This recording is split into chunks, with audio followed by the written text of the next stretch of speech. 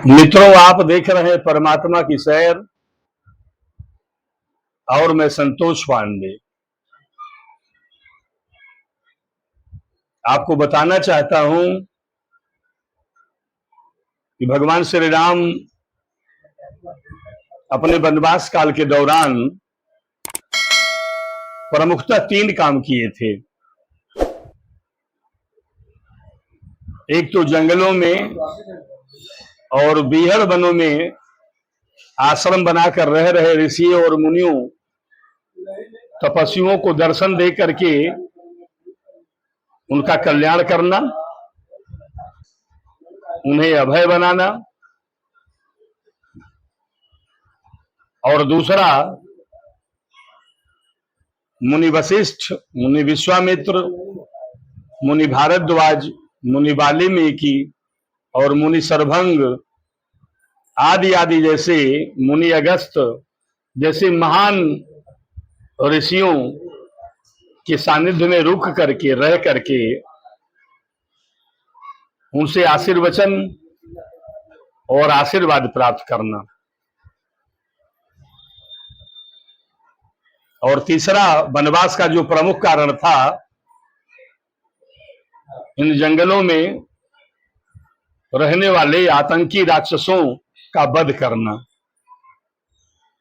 मित्रों, हम लोग चित्रकूट से लगभग 70 किलोमीटर दूर जमुनहाई एक गांव है, मारकुंडी थाना क्षेत्र का। यह घनघोर जंगल है। बारिश का समय है। रास्ते में आप देख रहे हैं कि कहीं कहीं कीचड़ भी है।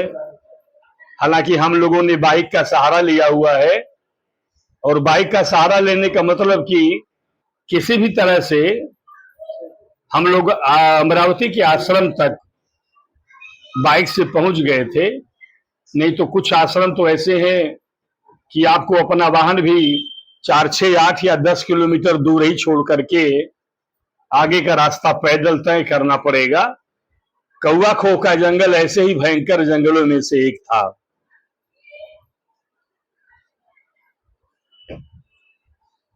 मित्रों, अमरावती आश्रम में जाते हुए हमने देखा इस जंगल में, चूंकि ये पूरा क्षेत्र ही पहाड़ी है, तो जैसे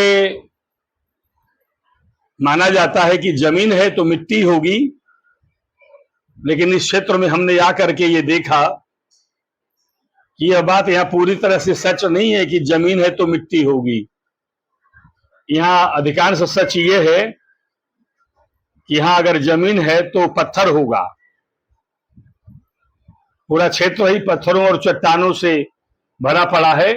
यही कारण है कि यहाँ के मामूली व्यक्ति, जिनको गरीब की श्रेणी में कहा जाता है, उनके पास भी 25, 50 या 100 बीघे की जमीन भी होना कोई बड़ी बात नहीं है। लेकिन मुश्किल ये है कि उन जमीनों का उनके पास होने का कोई मतलब नहीं है। हाँ, उनके पास पशुधन है। मैंने देखा कि वहां पे बहुत ही गरीब व्यक्ति के भी पास 25, 50 या 100, 200 गाय हैं, भैंसे हैं। ये प्रमुख धन उनका है। इन जंगलों में उन जानवरों को चराते हैं, इन हरी हरी घासों को खा करके जो वह दूध देते हैं, उन्हीं दूधों पर, उसी दूध पर उनका जीवन, यहाँ के जंगली, यहाँ के स्थानीय लोगों का, अधिकांश स्थानीय लोगों का जीवन निर्वाह निर्धारित रहता है।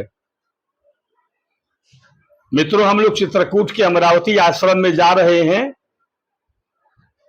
और अमरावती आश्रम में हम लोगों के जाने का जो पहला कारण है वो यही है कि भगवान श्री राम भी यहाँ पर गए थे। जाने को तो भगवान श्री राम के जो एक पूर्वज है, इनका नाम महाराज अम्बरीश कहा जाता है।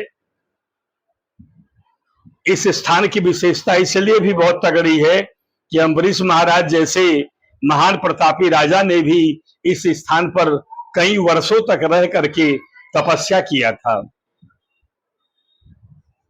और महाराज अम्बरीश के वंश में आने वाले प्रभु श्री राम जब इस जंगल में घूम रहे थे, और ऋषि मुनियों ने बताया कि विराध नामक राक्षस इसी वन में रहता है। वह विराध वन यहाँ से 3, 4 5 किलोमीटर की दूरी पर है। और उस विराध वन में विराध नामक बहुत भयंकर राक्षस रहता है। और भगवान श्री राम ने विराध को समाप्त करने के लिए जब इस जंगल की ओर आए तो उन्होंने अमरावती के इस महान आश्रम में भी आने का निश्चय किया, क्योंकि उनका दो ही मामला था, ऋषि मुनियों के पास जाना, उनको निर्भय करना, और राक्षसों के पास जाना, उनका वध करना। ये देख लीजिए, अमरावती आश्रम के महाराज हैं, हालांकि अभी इस समय ये वैकुंठवासी हो चुके हैं। ये यहाँ के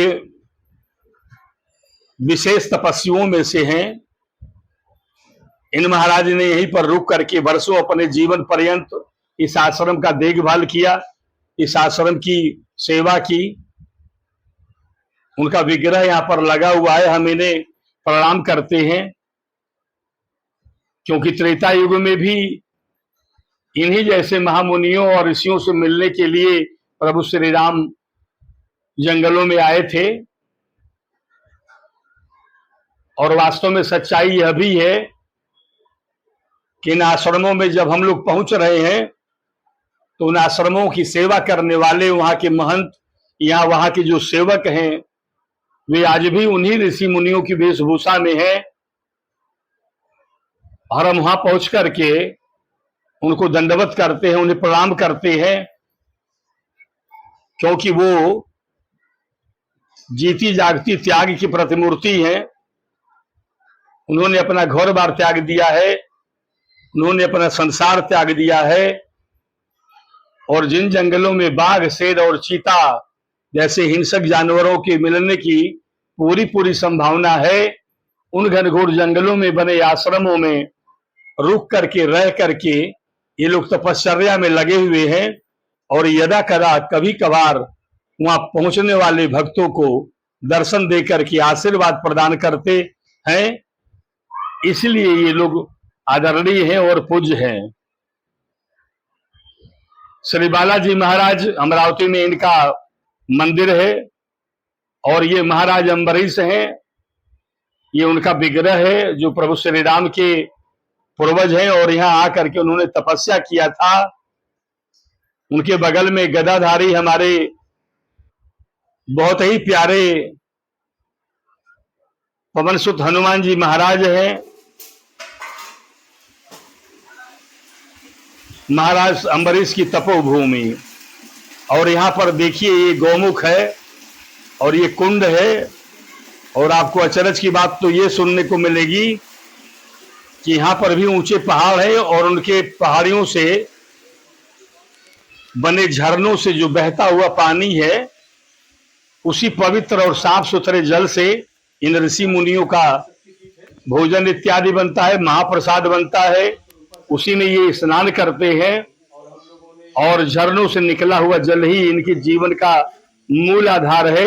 आने वाले अतिथियों का इसी जल से वो स्वागत भी करते हैं। हम लोग महाराज जी यही है, हम लोग वीडियो बना।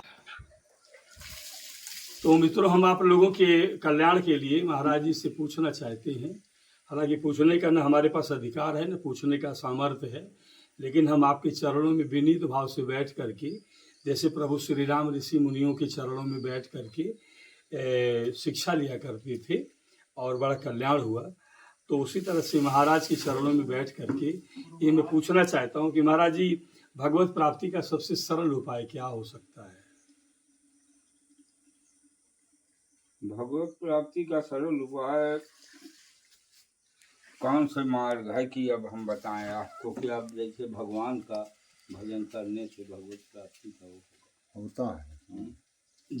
राम नाम ही सत्य है। राम नाम ही सत्य है। जो राम नाम है। महाराज जी, मैंने सुना है कि इस आश्रम में जो कोई आता है और जिसके सर पे आप हाथ रख देते हैं उसका कल्याण हो जाता है। ये तो हमारे गुरु जी थे। हाँ, गुरु जी ने हमको यहाँ 7-8 साल हो गए दे दिया। यहाँ की जिम्मेदारी, वो सात्विक धाम को चले गए। यहाँ की जिम्मेदारी आपको सौंप करके वो बैकुंठ लोक को चले गए। वहाँ फोटो। तो इस बीच में इतने, पहली बात तो ये है कि इतने घनघोर जंगल में आना ही मुश्किल है, लेकिन सुना है कि जो कोई आ भी जाता है तो उसका आपकी कृपा से कल्याण हो जाता है। सब उन्हीं की कृपा है, गुरु जी की और बजरंग बली की कृपा है। महाराज जी, इन जंगल में कोई ऐसी जड़ी बूटी भी आप लोगों ने प्राप्त की है जिसको अगर ग्रहण कर लिया जाए तो आदमी स्वस्थ रहे, निरोगी रहे, या उसको भूख न लगे? यहाँ की जड़ी ये बूटी तो कोई हम वैद्य जान सकता ये है। वैद्य जान सकते हैं, हमारे गुरु जी करते थे ये चीज। हाँ, हम लोग नहीं सीख। यहाँ का जल अवश्य है ऐसा। यहाँ का जल जो है अमृत के समान है, अमृत के समान जल। यहाँ का जल बहुत दूर दूर तक भर के ले जाते हैं। ठीक है मित्रों, जय सिया राम। ठीक है, जय श्री राम।